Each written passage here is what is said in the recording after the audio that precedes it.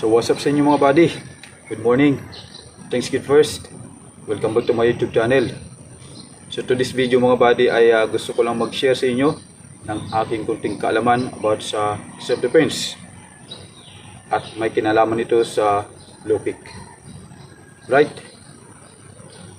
So ang low kick ay bihira nating masilayan o makita sa mga sport o combat sport. Shoutout muna pala sa ating mga sport minded dyan, lalong lalo na sa mahilig sa martial arts o combat sport. Yan. Ang low kick mga buddy, bakit natin bihira ito masilayan o makita sa mga combat sport? Kasi ito ay delikado. Sabi natin, ito nga ay dangerous. At itong gusto kong ibahagi sa inyo about sa low kick dahil ito ay napakainam pagdating sa self-defense. Okay? Go, go, go, go, go, go, go, go, go, go, go, go, yo, go, go, go. Sa mga combat sport, mayroon lang iilan ang gumagamit nito. Katulad ng Muay Thai, MMA o Mixed Martial Arts at UFC. Yan. Pero pagdating sa self-defense, napaka-epektibo ito mga buddy na gamitin. Okay? So, mayroon tayong 4 na uri ng low kick na gusto kong ibahagi sa inyo. Una ay ang front kick position. Okay? Bagamat itong mga sipa na to, no, ay walang pinagkaiba sa mga sa high kick. High kick, low kick ay pareho lang yan. Pareho lang siyang kick, no? Pinagkaiba nga lang, siyempre, ay mataas at mababa. Okay? So, ang unang low kick natin, buddy, ay ang front. Front. Okay? Kung sa side view, ang tamang posisyon ng paa, ayan o, nakatago lagi ang daliri. Okay. 1, 2. Okay. Pa. 1, 2. Right. Ang pangalawa ay ang roundhouse. Tuloy mga buddy, ang roundhouse ay napaka-inam to.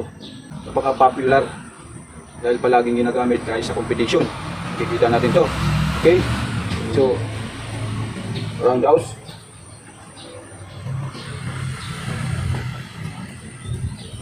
Okay, ulit. 1, 2, 3. So walang kahirap-hirap mga buddy, no? Ang low kick. Hindi na natin kailangan pumunta ng gym. Hindi na natin kailangan maghanap ng instructor o trainer o coach na magturo sa atin. No? Dahil napakadaling gawin ito mga buddy. Napakadaling gamitin o gawin. So itong video na ito mga buddy ay ito yung gawin yung guide. Okay? So sa side view tayo, pag roundhouse, 1, 2.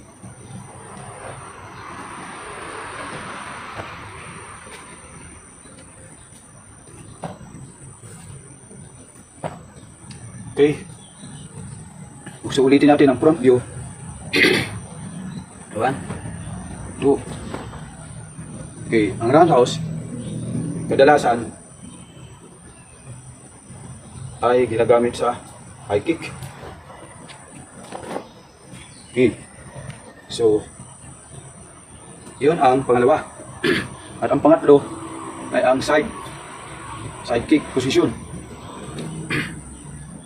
1, 2, 3. Okay. Kung sa side,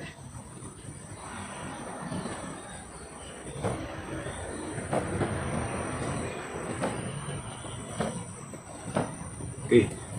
Kailangan pagka nag-release kayo o mag-execute, kailangan laging may pitik.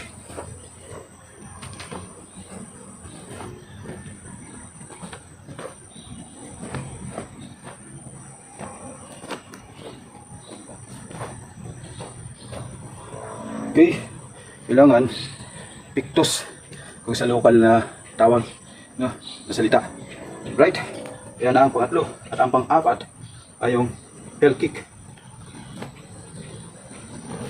Itong uri ng sipa na to, ito ay bihira nyo lang makita kung masilayan. No? Okay? Ito ay napakaganda at napakabilis gamitin. Okay, kahit sino, mapababae man, mapalalaki, mapabata man, o matanda. 1, 2, 3, 4. So, yan ang apat na low kick. Ngayon, dadako tayo sa mga area na kung saan napaka-epektibo na patamaan o mga target natin na area. Okay? Of course, low kick, no, o mababang sipa, hips, pababa. Okay? So, pwede naman nating i-target saan man dito, no? Mula dito sa hips hanggang sa paa. Okay? Pero, kumbaga sa luto, may special menu yan. O may special na bahagi na doon natin patamaan o napaka-epektibo patamaan. No? Pag ito ang tinarget mo, ay sigurado yung attacker mo o opponent ay talagang makakaramdam ng hindi pangkaraniwang sakit, no? Ika nga, mag-aalangan na umatake uli sa iyo pag tinamaan mo sila, no? At bakit ko tinuturo sa inyo mga buddy? Dahil hindi naman linggit sa atin sa panahon ito ang pangyayari sa ating paligid. Kahit wala kang atraso, wala kang ginagawa sa tao, may bigla dyan lang na aatakihin ka, no? Sa mga kalye, lansangan, public, papagtripang ka, no? So, tinuro ko to sa inyo dahil may kasabihan tayo na lamang na ang may alam, no? Hindi siya tinuro ko to sa inyo dahil maghanap kayo ng away or mananakit kayo ng tao. Ito ay for self-defense purpose only. Mas maganda na ang laging handa. Alright? So balik tayo sa mga bahagi ng katawan o sa bahagi ng lower part of the body. So ang target natin dito ay pwede naman buong binti. Pero yun nga nasabi ko na may special to mga body na dapat doon natin patatamaan. O yun talaga ang ating target area. Okay? Una, dito sa ating, mula dito sa knee, utuhod, hanggang dito sa malapit sa groin. No? O dito sa ating bewang. Pag dito natin tinarget mga body, sigurado, no? At sabihin natin malakas ang inyong counter sa kanila. Yan. Dito sa bahagi na to, mula tuhod hanggang dito ay napakasilan to mga body. Kahit saan dito sa parte na to, gitna ng hita, dito sa banda sa may calf, dito sa bandang gitna ng hita. Okay? At dito sa tuhod. Right? At itong itong heel kick to, may tinawag na heel kick kasi ito patatamaan natin. Ito yung tatama sa target area. Okay? Okay, pwede dito sa tuhod. Pwede dito sa shin. No? Tuhod, shin. Okay? O dito sa harap ng hita natin. Chak. Napakasulit to mga body. At itong ating front, ito yung kadalasan tumatama, yung ball of the foot, no? Ayun dito. Napakasulit to mga body. Right? tinuturo ko sa inyo ang tamang posisyon ng paa, no? Kapag ka nagpa tayo, dahil minsan ay mayroong pero kadalasan naman sa atin ay nakasuot siyempre ng sapatos, lalo na pag galing natin sa trabaho, no? Nakasapatos tayo, bira tayo makatsinilas. Pero may mga kababayan tayo na sa sapatos lang sa loob ng opisina, sa loob ng trabaho, paglabas nila, pag-uwi, makatsinilas, no? Pero pag nakasapatos naman, walang problema mga buddy, kahit saan na lang, no? Kahit saan na lang.